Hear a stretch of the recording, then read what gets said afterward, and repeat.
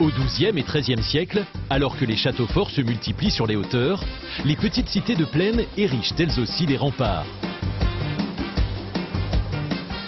Ainsi était protégé leur bien le plus cher, le vin, conservé précieusement au fond des caves. Réputé jusqu'en Europe du Nord, le vin d'Alsace était alors la principale richesse de la région.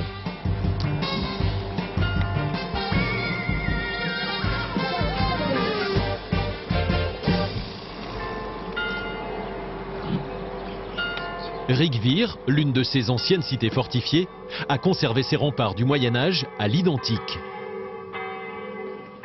Ici, nous sommes sous le pont-levis. Bien entendu, il faut s'imaginer qu'il y avait de l'eau, ou plutôt de la boue. Après, vous voyez la herse qui est restée exactement en place telle qu'elle était, et la porte en bois qui se fermait tous les soirs, même s'il n'y avait pas d'ennemi en vue, avec le petit portillon qui permettait de laisser rentrer les attardés qui étaient restés trop longtemps dans leurs vignes. André Huguel est président de la Société d'histoire de Rigvir depuis 30 ans. Amoureux passionné de sa ville, il a persuadé la commune de restaurer de nombreux bâtiments. Rigvir a ainsi conservé son cachet. Elle est aujourd'hui l'une des villes les plus visitées d'Alsace.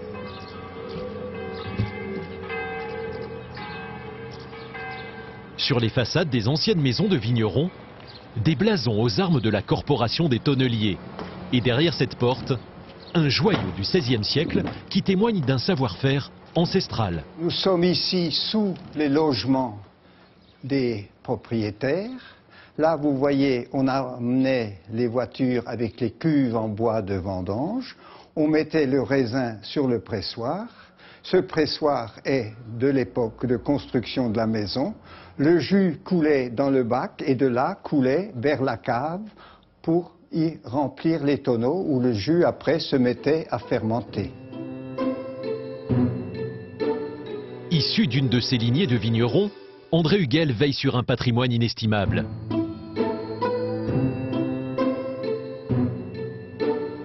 Le cœur du trésor familial, ce sont ces tonneaux en chêne qu'il a transmis aujourd'hui à ses fils.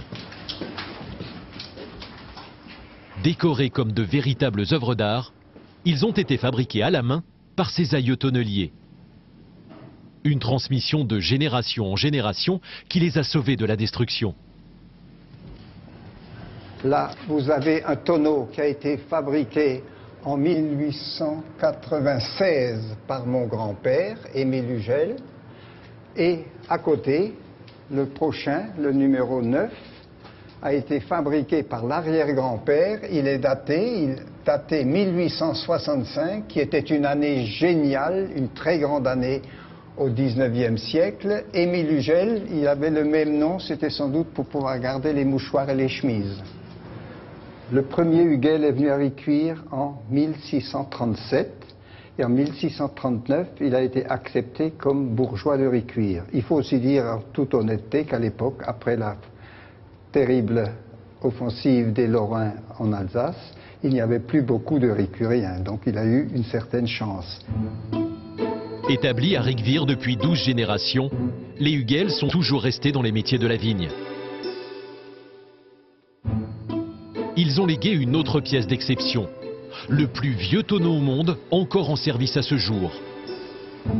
Il a été fabriqué en 1715, l'année de la mort de Louis XIV. Les Hugel ont la réputation de produire des vins parmi les meilleurs d'Alsace, et toujours à l'ancienne. Ce Grenoble Pinot Gris 1976 a de petits cristaux de tartre.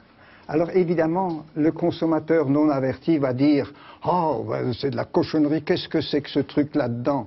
Mais bien entendu, on pourrait l'éviter avec des traitements au froid, on pourrait l'éviter avec des produits chimiques, mais enfin, nous sommes des viticulteurs, un peu des paysans simplets. Nous n'aimons pas les produits chimiques, nous faisons les vins tels que le faisait le père, le grand-père, l'arrière-grand-père, et au fond, ça nous réussit pas mal. Excellent.